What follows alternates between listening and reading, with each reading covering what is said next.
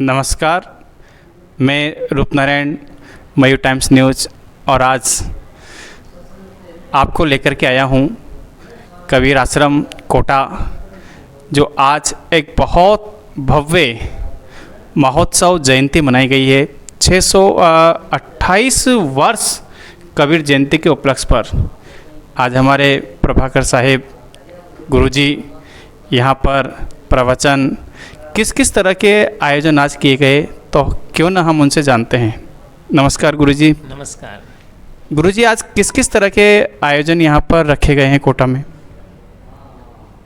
Kabir park संस्थान एवं संत कबीर आश्रम सेवा ट्रस्ट कोटा के तत्वाधान में बिनाबा भावीनगर स्थित का सत्संग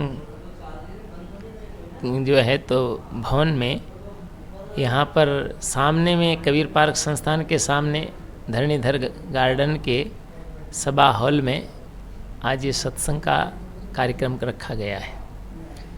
तो सदगुरु कबीर साहब के 628वीं जयंती समारोह के उपलक्ष्य में एक विशाल सत्संग समारोह का आयोजन किया गया है, जिसमें सबसे पहले कल तो जो है तो पूर्व संध्या पर कबीर भजन संध्या का आयोजन किया गया, जिसमें विभिन्न क्षेत्रों से आए हुए जो है तो संत सदगुरु कबीर साहब के भजनों की प्रस्तुतियां दी गई। और आज सवेरे प्रातः 7 बजे ध्वजारोहण के साथ कार्यक्रम का प्रारंभ हुआ। उसके पश्चात 8 बजे से 11 बजे तक विभिन्न क्षेत्रों से आए हुए, विभिन्न प्रदेशों से आए हुए संत विद्वानों के प्रवचन हुए, भजन हुए, जिसमें उन्होंने जो है तो अपने सदगुरु कबीर साहब के मानवतावादी जो विचार हैं उनका जो है तो प्रस्तुतिकरण किया।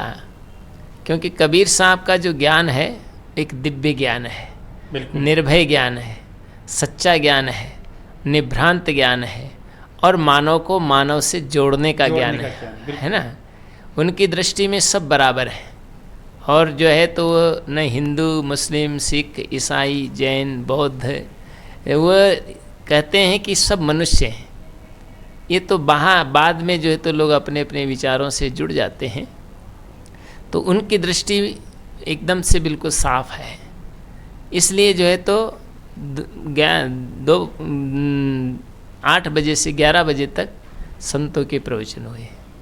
फिर गुरुजी, मेरा एक प्रश्न ये भी है कि आज जो 628वीं कबीर जयंती मनाई गई, इस उपलक्ष्य पर कोटा की धरती के लिए क्या कोई नया संकल्प लिया गया है?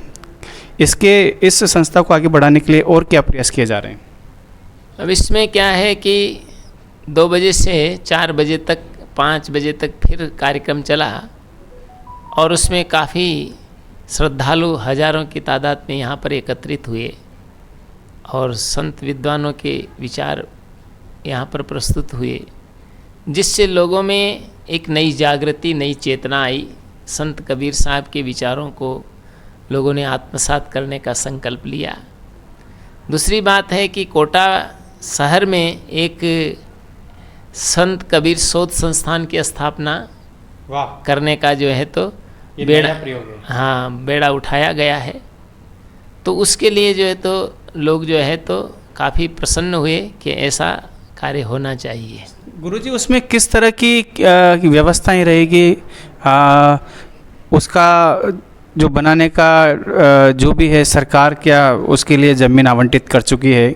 उसके विषय में क्या कहना चाहते हैं? उसमें क्या है कि UIT के द्वारा संस्था को भूखंड आवंटन हो चुका है, और उसमें जो है तो प्राय निर्माण कार्य भी प्रारंभ होने का जो है तो बाउंड्री वाल का कार्य चल रहा है, और निरंतर धीरे धीरे वो बनेगा, जिसमें आम जनता का भी सहयोग रहेगा, राजनीतिक सहयोग भी रहेगा, और धार्मिक लोगों का भी सहयोग रहेगा। क्योंकि जितने भी सामाजिक कार्य होते हैं उस सबके सहयोग से ही हो पाता है।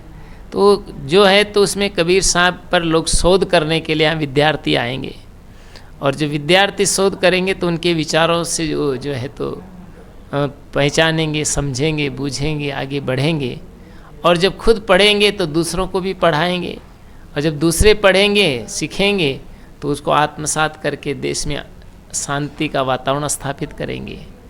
तो इस उद्देश्य से उसकी स्थापना की जा रही है। दूसरी बात यह है कि आज समाज में 3 चीज़ें हावी हो रही है, युवाओं में व्यसन, युवतियों में फैशन और वृद्धों में टेंशन, है ना। तो इसको दूर करने के लिए हम लोग कृत संकल्पित हैं कि लोग युवा पीढ़ी जो है आज नशे के गर्त में जा रही है और उसकी का परिणाम है कि वो जो है तो गलत कदम उठा रहे हैं, बिल्कुल, चाहे युवा हो चाहे युवतियाँ हो।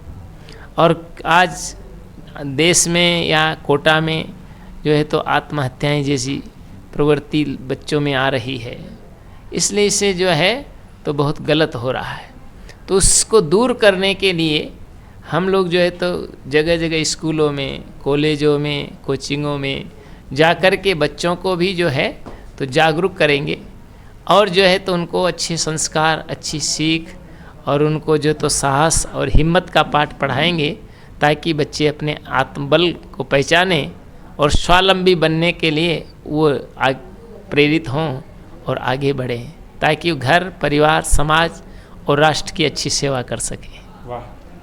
तो ये थे प्रभाकर साहिब, पारक संस्थान कोटा।